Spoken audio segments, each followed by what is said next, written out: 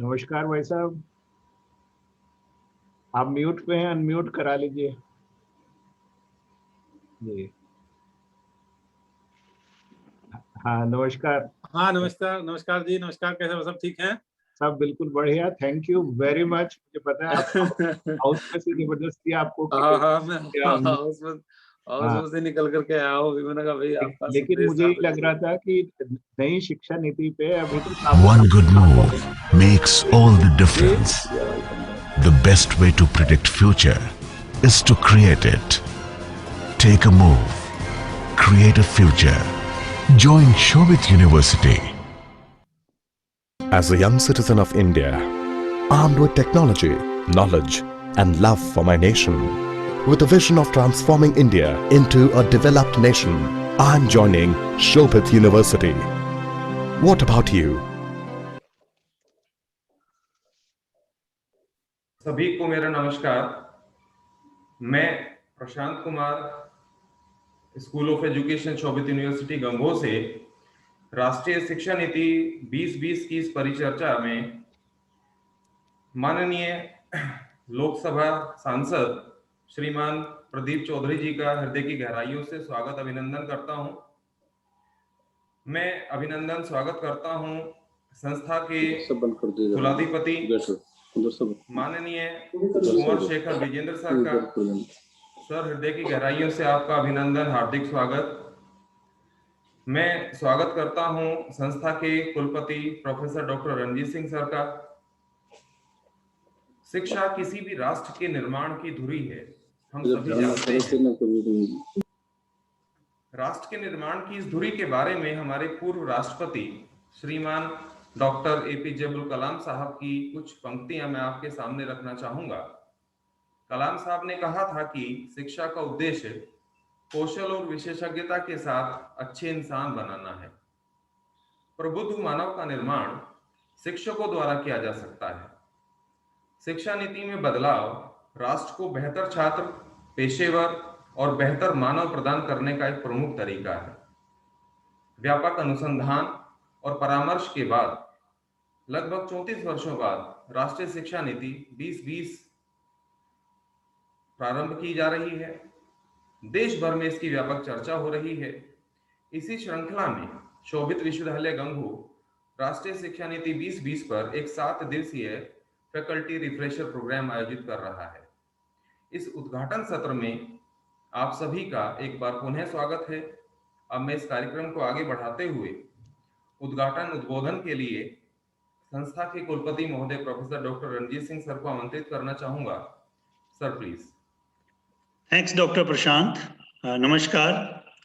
Honorable Shri Pradeep Chaudhary ji, Member of Parliament and Chief Guest of the inaugural function of this webinar series on National Education Policy 2020, an initiative of Higher Education Department, UP Government.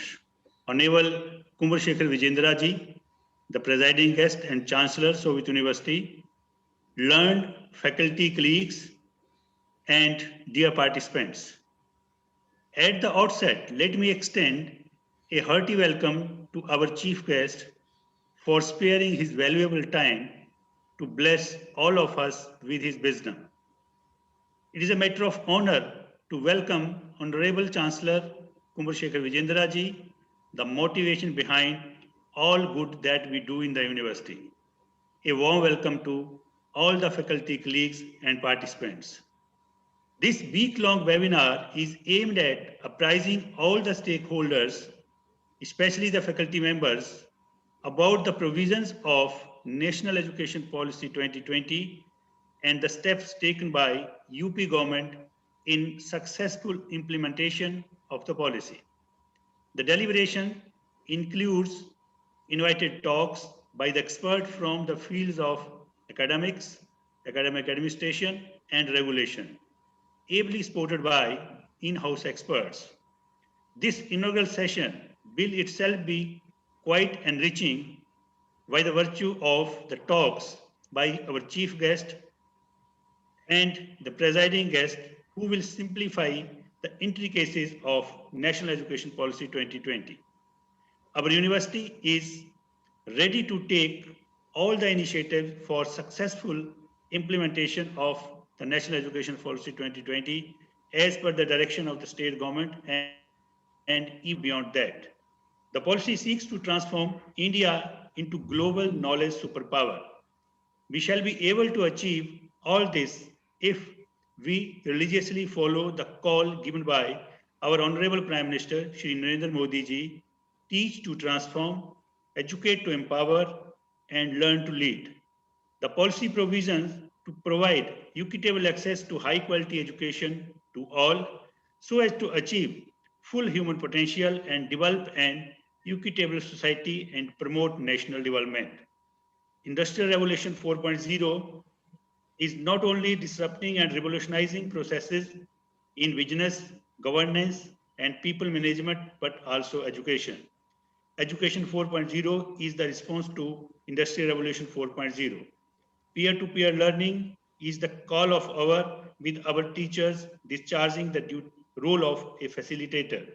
We all need to upskill ourselves as per the needs of third decade of 21st century, especially in the attributes like complex problem solving, critical thinking, creativity, people management, teamwork and collaboration, emotional intelligence, judgment and decision making, service orientation, negotiation and cognitive flexibility, and also the technologies like artificial intelligence, machine learning, robotics, Internet of Things, 3D printing, quantum computing, big data and analytics, flexible production, precision medicine, additive manufacturing, blockchain technology, extended reality, and many more. I am very much confident that National Education Policy 2020 will play a crucial role in making the country self-reliant and knowledge leader globally. I congratulate the organizers for this unique effort and wish all success to the webinar. Thanking you all. Jai Bharat, Jai Hind. Thank you so much sir. अब मैं कार्यक्रम को आगे बढ़ाते हुए आज के कार्यक्रम के मुख्य अतिथि माननीय सांसद लोकसभा प्रदीप चौधरी जी का संक्षिप्त परिचय। वैसे तो हमारे माननीय सांसद किसी परिचय के मोहताज नहीं हैं, काफी मृदुभाषी, जनप्रिय, सहज सरल व्यक्तित्व के धनी। आपने 3 बार विधानसभा का प्रतिनिधित्व किया है। आप वर्तमान में 17वीं लोकसभा के सदस्य हैं। कैराना सीट्स का प्रतिनिधित्व आप कर रहे हैं। आपकी शिक्षा दीक्षा गंगोह कस्बे में हुई, गंगोह जिला सहारनपुर में हुई है। उच्च शिक्षा के लिए आपने सहारनपुर शहर को चुना। इन्हीं तमाम जगहों की यात्रा के साथ ही साथ आपने जन समस्याओं को चुनने के लिए राजनीति को अपना करियर बनाया। आज आप सहारनपुर जनपद ही नहीं वरन पश्चिमी उत्तर प्रदेश के युवाओं की आन बान शान हैं। आपने अपने व्यवहार से सही मायनों में लोकसभा सदस्य की योग्यता को सही ठहराया है। मैं आपसे अनुरोध करता हूं कि आप इस कार्यक्रम में राष्ट्रीय शिक्षा नीति 2020 पर अपने विचार प्रस्तुत करें। माननीय सांसद Pradeep Chaudhary.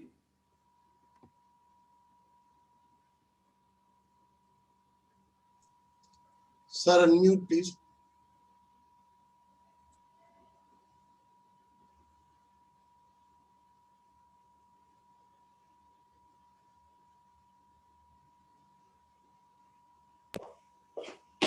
Yes sir. Hello, yes sir, आपकी आवाज आ रही है। आवाज आ रही? जी सर।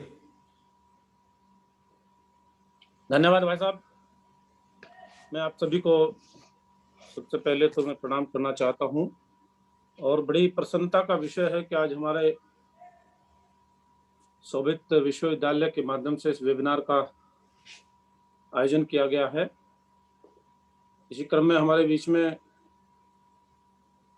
और शेखर जी भी हैं, रंजीत जी भी हैं और अन्य सभी विश्वविद्यालय से जुड़े बहुत सारे प्रतिनिधि इस वेबिनार के माध्यम से जुड़े होंगे। मैं बड़ा अच्छा महसूस करता हूं जब हमारे शेखर जी ने इस विश्वविद्यालय की नींव रखने का काम किया था और गंगोह क्षेत्र अपने आप को बड़ा गौरवान्वित भी महसूस करता है कैसे क्षेत्र में इस प्रकार की संस्था का चलाया जाना बड़ा दुर्लभ माना जाता था, लेकिन मैं शेखर जी की हिम्मत को बहुत दाद देना चाहूंगा। उन्होंने एक ऐसा महत्वपूर्ण कदम हम सब लोगों के बीच में आदरणीय बाबूजी के नाम से उनके नाम को आगे बढ़ाने में जो महत्वपूर्ण योगदान उन्होंने दिया है वो वाकई हम सभी के लिए अनुकरणीय है। साथ ही साथ नई शिक्षा नीति जो देश के प्रधानमंत्री आदरणीय मोदी जी के माध्यम से और हमारे रमेश पोखरियाल निशंक जी के माध्यम से, शिक्षा मंत्री है हमारे, उनके माध्यम से लाई गई है। और निश्चित रूप से उसमें शिक्षा के सुधार के जो मूलभूत आवश्यकता थी उनको पूरा करने का काम किया जाएगा। और जिस वजह से लाई गई है, मैं समझता हूं कि छात्रों के उज्जवल भविष्य के लिए भी, व्यावसायिक शिक्षा को भी ठीक करने के लिए भी, और छात्रों का भविष्य उज्जवल हो सके इस दृष्टि से भी इस नई शिक्षा नीति को लाने की जो आवश्यकता महसूस हुई है, उससे निश्चित रूप से आने वाले समय में बच्चे भी अपनी भूमिका का ठीक प्रकार से निर्वहन करने का काम कर सकेंगे। ज्ञान का भंडार उनके अंदर बन सकेगा। अध्यापक भी अपनी उत्कृष्टता के माध्यम से एक अच्छा परिणाम बच्चों को देने का काम कर सकेंगे और छात्रों का बेहतर भविष्य बन सके, इस उद्देश्य से नई शिक्षा नीति लाने की आवश्यकता महसूस हुई। और इसी के निमित्त मैं समझता हूं कि जो 3-4 साल का जो कोर्स होता था, उस कोर्स को भिन्न भिन्न प्रकार से डिवाइड करने का काम किया गया है। जैसे कि 1 वर्ष के माध्यम से प्रमाण पत्र वितरित करने का काम होगा, 2 वर्षों के बाद उनको डिप्लोमा मिलने का काम होगा और 3 वर्ष के बाद स्नातक की डिग्री मिलने का काम होगा। और पसंदीदा जो अपने विकल्प होंगे उनको चुनने का अवसर बच्चों को मिलने का काम होगा। और इस शिक्षा नीति के माध्यम से निश्चित रूप से देश में एक परिवर्तन की लहर देखने को मिलेगी और शिक्षा का स्तर बहुत बेहतर देखने को हम सभी लोगों को मिलेगा। इसी क्रम में ये भी मैं कहना चाहूंगा, क्योंकि गंगो हमारा एक बहुत ही महत्वपूर्ण स्थान माना जाता है और इस स्थान पर ऐसे शिक्षा क्षेत्र में अपने काम करने वाले जो योगदान देने वाले लोग हैं, उनके प्रति भी मैं धन्यवाद ज्ञापित करना चाहूंगा। क्योंकि गंगो ऐसा पिछड़ा हुआ क्षेत्र शिक्षा के क्षेत्र में माना जाता था जहाँ मेडिकल कॉलेज न होना ये भी हम सब लोगों के लिए खतरा था और शोभित जैसी यूनिवर्सिटी का बनना हम सब के लिए बड़ा सौभाग्यशाली इस क्षेत्र के लिए माना जाने लगा है। और मैं भाई शेखर जी को इस बात के लिए धन्यवाद देना चाहूंगा कि उन्होंने ऐसे क्षेत्र में आकर के अपने शिक्षा के प्रति जागरूकता पैदा करने का जो कदम उठाने का काम किया है वो वाकई ही सराहनीय रहेगा। और आगामी समय में भी और आगामी जो अपने क्षेत्र के लोगों को जो एक बेहतर विकल्प देने का काम किया है वो वाकई सराहनीय कदम रहा है। और आगामी समय के लिए हम सब लोग निश्चित रूप से बढ़ने का काम करेंगे और छात्रों को एक बेहतर दिशा देने का काम आप लोगों के माध्यम से जो हो रहा है वो वाकई सराहनीय है। मैं बहुत लंबी बात न करते हुए, क्योंकि समय का भी थोड़ा मेरे पास अभाव, मुझे जाना भी है, मैं आप सभी का धन्यवाद करूंगा। और समय समय पर मैं यही कहना चाहूंगा, आप लोगों के इस प्रकार के कार्यक्रम का आयोजन आप लोग करते रहते हैं और एक अच्छी प्रेरणा, अच्छी दिशा आप लोग देने का काम कर रहे हैं, यही हम सब लोगों के लिए बहुत बड़ी उपलब्धि की बात है, बहुत बड़ा संदेश आप लोग देने का काम कर रहे हैं। मैं इन्हीं शब्दों के साथ अपनी वाणी को विराम करते हैं। बहुत बहुत धन्यवाद, बहुत बहुत आभार। धन्यवाद माननीय सांसद साहब, आपने जिन सरल शब्दों में इस राष्ट्रीय शिक्षा नीति के क्रियान्वयन पर प्रकाश डाला वो सही मायनों में सराहनीय है। आपका समय सही मायनों में कीमती है और आपने चूंकि अपने गृह जनपद की इस विश्वविद्यालय के इस कार्यक्रम के लिए समय दिया, सर हम आपके सही मायनों में हृदय से आभारी हैं। अब मैं कार्यक्रम को आगे बढ़ाते हुए आज के कार्यक्रम की अध्यक्षता कर रहे संस्था के कुलाधिपति महोदय कुंवर शेखर विजेंद्र सर, आप किसी परिचय के मोहताज नहीं हैं। मैं व्यक्तिगत तौर पे कहूं तो आप दोनों सहारनपुर जनपद की आन बान व शान हैं। सर, आप वर्तमान में नेशनल प्रेसिडेंट हैं centre for educational growth and research के। आप को चेयरमैन हैं sir national council of education at ASSOCHAM. आप लाइवलीहुड डेवलपमेंट रिसर्च फाउंडेशन के चेयरमैन हैं सर। आप Shri JP Mathur charitable trust में एडवाइजर हैं, और साथ ही साथ आप शोभित यूनिवर्सिटी के चांसलर और को फाउंडर हैं। हम सब के प्रेरणा स्रोत हैं। आपके द्वारा दिए गए जितने भी उद्बोधन हैं हम सभी को प्रेरित करते हैं। हमेशा आपसे नया सीखने को मिलता है। इसी कड़ी में मैं आपसे आग्रह करना चाहूंगा सर कि कृपया अपना वक्तव्य दें। श्रीमान सर, थैंक यू डॉक्टर प्रशांत। सबसे पहले तो मैं भाई प्रदीप चौधरी जी का बहुत बहुत धन्यवाद देना चाहता हूं। मैं जानता हूं लोकसभा का सत्र चल रहा है और उस सत्र के बीच में से कुछ समय चुराना ये बहुत महत्वपूर्ण भी है और बहुत ही धन्यवाद है आपको, साधुवाद उसके लिए। लेकिन साथ साथ मेरा मानना ये है कि शिक्षा के लिए हम सबको समय चुराते रहना चाहिए। ठीक बात। ये बात ना केवल बाबूजी ने कही, मास्टर कंवरपाल सिंह जी से, मैं तो हम बहुत छोटे थे तो जब भी मुलाकात हुई तो कहीं ना कहीं शिक्षा कहीं ना कहीं जुड़ी रही। बिल्कुल। और वो परिवार में जुड़े रहने की ही शायद ये वजह रही कि आप और हम अपनी जड़ों से बाहर नहीं जा सके। आपके पास भी बहुत मौके रहे कि भी बाहर चला जाऊं, लेकिन आप भी वहीं जुड़े रह गए और हम भी कहीं ना कहीं वहीं जुड़े रह गए। तो आपका बहुत बहुत धन्यवाद कि आज आप हमारे बीच में हैं। जहाँ तक नई शिक्षा नीति की बात है, इस पर बहुत सारे बातें पूरे राष्ट्र में लगातार होती रही। शोभित विश्वविद्यालय में नई शिक्षा नीति में बहुत सारे जो पहलू आए हैं, उनमें से बहुत सारे पहलू मुझे ऐसे लगते हैं जिन पे हम पिछले कई सालों से ऑलरेडी काम कर रहे हैं, तो एक पॉलिसी के तौर पे वो अभी सामने आए। जहाँ तक इसमें मैं देखता हूँ, माननीय प्रधानमंत्री जी ने जब ये शिक्षा नीति आई तो जो उनका पहला ट्वीट आया, उन्होंने ये कहा कि ये एक सिर्फ शिक्षा नीति नहीं है, ये राष्ट्र निर्माण की नीति है कि शिक्षा नीति के माध्यम से हम एक राष्ट्र का निर्माण करेंगे। और राष्ट्र का निर्माण करने के लिए तीन चीजों की जो बहुत आवश्यकता है। पहली चीज की आवश्यकता है कि अच्छे मनुष्य बने, और शोभित विश्वविद्यालय हो, एचआर इंटर कॉलेज हो, या गंगो की और हमारे क्षेत्र की कोई भी संस्था हो, वो सारी संस्थाएं हमेशा से इसी चीज पे ज्यादा फोकस करती रही हैं कि पहले हम अच्छे मनुष्य बनाएं।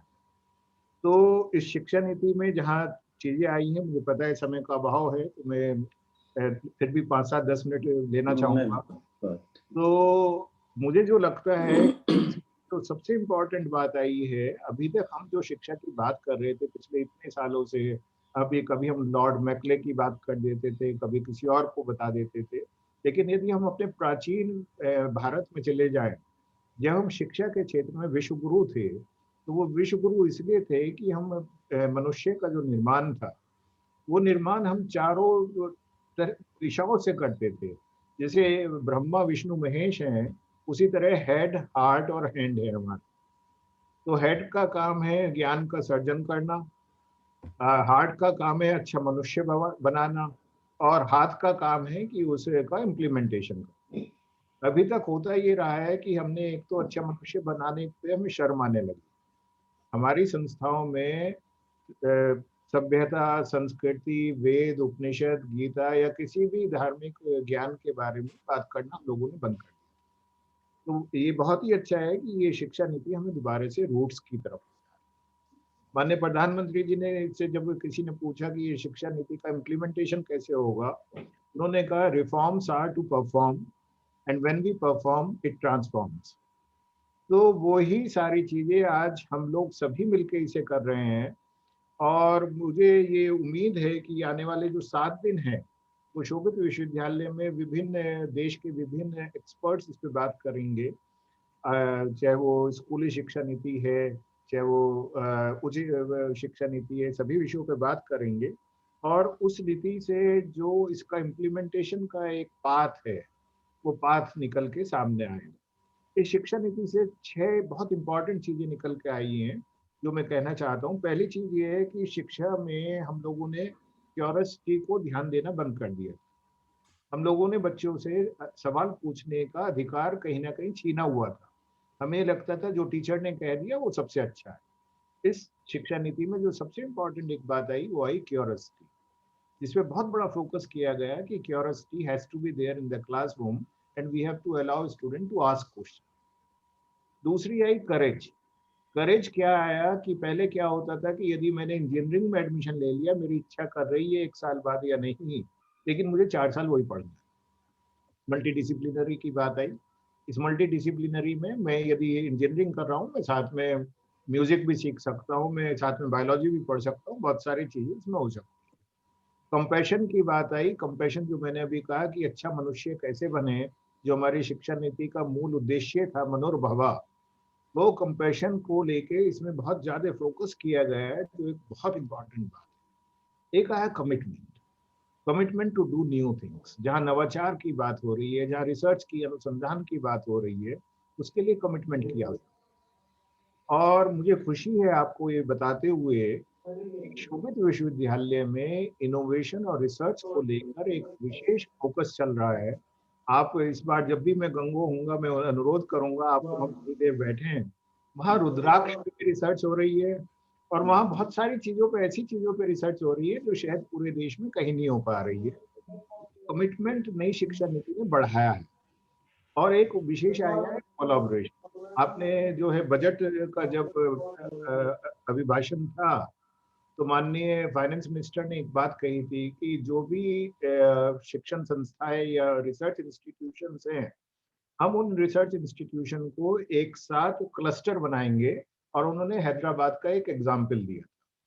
मैं आपसे ये अनुरोध करना चाहूंगा कि हमारे सहारनपुर जिले में या आपके संसदीय क्षेत्र में जो भी संस्थाएं हैं, चाहे वो सरकारी हैं या प्राइवेट है, एक हमें कहीं ना कहीं एक ऐसे प्लेटफॉर्म को बनाने की जरूरत है जहां वो सब लोग साथ आ सके, क्योंकि हर एक संस्था के पास कुछ ना कुछ अच्छा है। तो यदि हम साथ मिलकर काम करेंगे तो डुप्लीकेसी कम होगी और हम क्षेत्र का विकास ज्यादा अच्छी तरह से कर सकेंगे।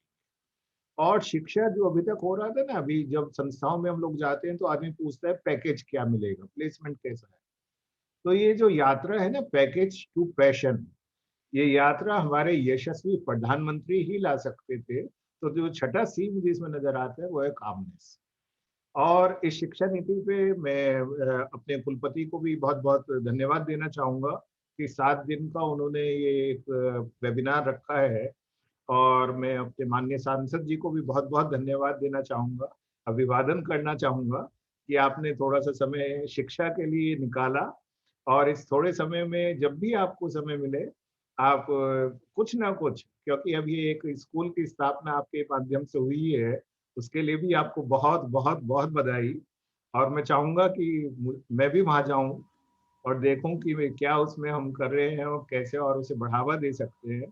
क्योंकि नई शिक्षा नीति में एक और अच्छी बात क्या आई है कि ये जो साइलों में हम लोग काम कर रहे थे, स्कूल अलग थे, वोकेशनल इंस्टीट्यूट अलग थे, हायर एजुकेशन अलग काम कर रही थी, विश्वविद्यालय अलग से काम कर रहे थे, इन सबको साथ जोड़ने की बात है। तो क्यों ना इस शुरुआत को हम अपने क्षेत्र में, और वो तभी हो सकती है जब आपका मार्गदर्शन, आपका सहयोग इसमें सबको मिलता रहेगा। आपका बहुत बहुत धन्यवाद कि आप हमारे बीच में आए। Thank you very much. और 7 दिन में जब भी आपको समय मिलेगा, मैं दोबारा से आपको चाहूंगा कि आप आए और कम से कम 1 घंटा आप हमारे साथ हैं। आपको बहुत बहुत धन्यवाद। Thank you. नमस्कार। Thank you honourable sir. बहुत ही सहज और सरल तरीके से आपने एक प्रस्ताव माननीय सांसद साहब के सम्मुख रखा। हमें आशा है कि आपका जो प्रयास शिक्षा के क्षेत्र में हो रहे हैं सर, उसमें सरकार की तरफ से माननीय सांसद साहब उन प्रस्तावों को जरूर पास कराएंगे। अब मैं कार्यक्रम को, समय की अपनी सीमाएं हैं, कार्यक्रम को अंत की ओर ले जाते हुए मैं शोभित विश्वविद्यालय परिवार की तरफ से माननीय सांसद साहब का हृदय की गहराइयों से धन्यवाद देता हूं। आपका हार्दिक आभार सर, आपने अपना कीमती समय इस विश्वविद्यालय को दिया। मैं धन्यवाद प्रेषित करना चाहता हूं आज की कार्यक्रम की अध्यक्षता कर रहे माननीय कुलाधिपति कुंवर शेखर विजेंद्र सर का। मैं धन्यवाद देना चाहूंगा इस 7 दिवसीय फैकल्टी रिफ्रेशर प्रोग्राम के सूत्रधार कुलपति प्रोफेसर रणजीत सिंह सर का, और उन सभी का जहां तक इस कार्यक्रम की पहुंच रही, वो सारे श्रोता जहां तक ये कार्यक्रम पहुंचा। आप सभी का हृदय की गहराइयों से धन्यवाद। सभी का नमस्कार। Thank you. नमस्कार।